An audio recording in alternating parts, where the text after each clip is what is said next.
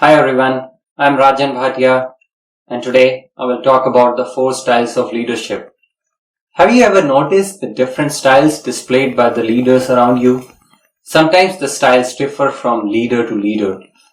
So here are the leadership styles that we will be discussing in this video. Servant leadership, ethical leadership, spiritual leadership, and authentic leadership.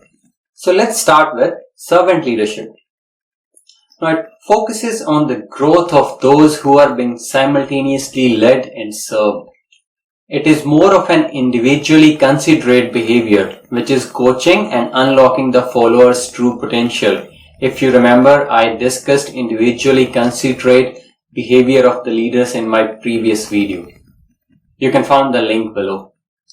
Servant leaders have been found to have a natural feeling to serve others for their growth as well as contributing beyond the organizational goals and contributing to the community. Let's discuss the dimensions of servant leadership. Emotional healing. Whenever people have a personal problem, they feel comfortable to discuss with their boss. Leaders can empathize and provide healing, helping subordinates career development. Structure a development path unique to the people. They show wisdom. Servant leaders are wise, understand the political issues. They have a holistic view and know what step will result in what outcome for the people. Empowerment. They empower their resources with responsibility to do things on their own. Unless people do things on their own and make mistakes, they cannot grow. Forgiveness. If people make mistakes, then only they can learn and grow. Put things behind and never hold a grudge. They follow accountability also. Servant leaders are strong in contingent reward. Although they give responsibility, but they will hold people responsible for the expectations. They give back to the community. So what servant leaders create? They create serving culture. Serving leaders create serving culture within the company. When they serve people, others in the team also try to emulate the same behavior. Psychological needs, sense of belonging, sense of autonomy.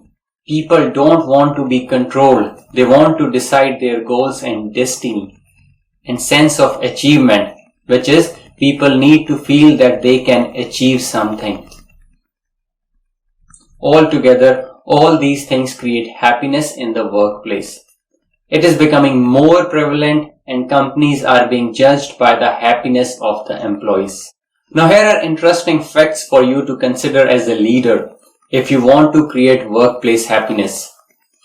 Happiness at workplace depends on the daily experiences and interaction with co-workers rather than stable factors like salary. Happiness is a sum of hundreds of small positive experiences. Frequency of positive experiences than intensity is a better predictor of happiness. Bear in mind, negative events have more powerful impact than positive events. Now let's try to think how these learnings can help you in your workplace or what you can do as a leader in your workplace. I can list few here. Fixing issues of the team members is a good leadership attribute.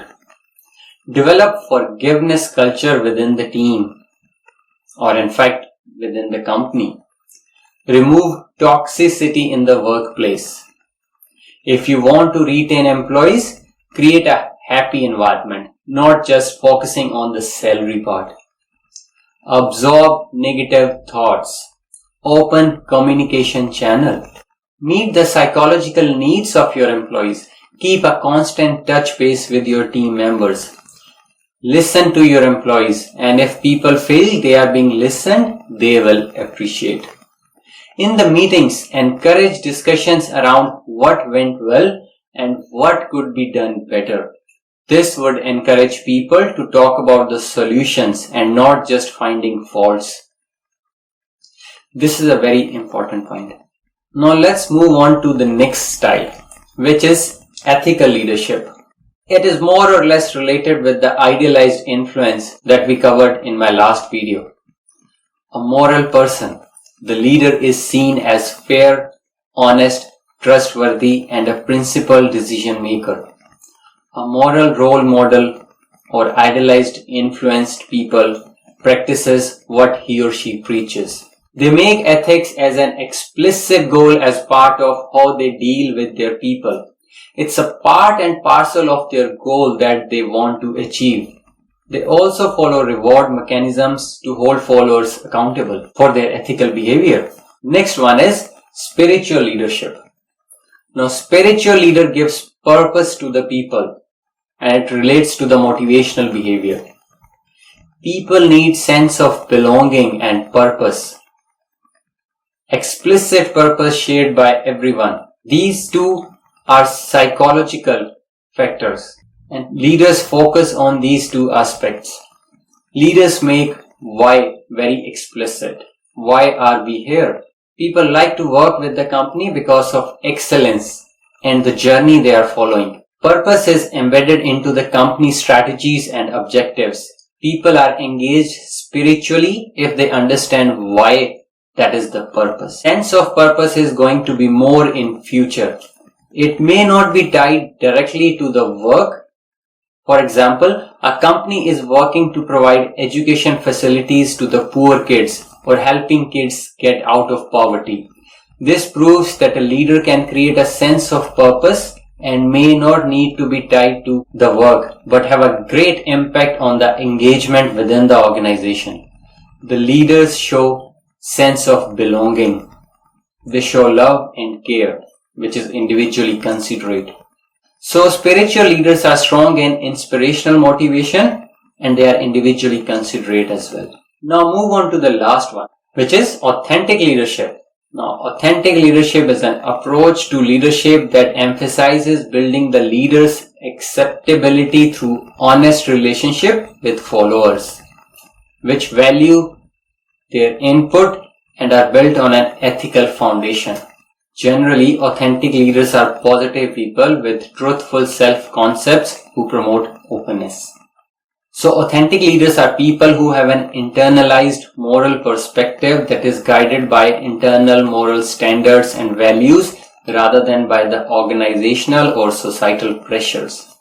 The leaders display authentic transparency, that is, they present authentic character and that develops trust with other people, which is again idealized influence. Authentic is not expressing your emotions. They analyze all relevant data and make decisions objectively. This attribute is also called balanced processing. Now, each of these leadership styles exhibit a different flavor, but all of them exaggerate some aspects of the overall leadership framework. I think we have talked a lot about the leaders, leadership attributes, styles, behaviors. In the next video, I will cover the followers.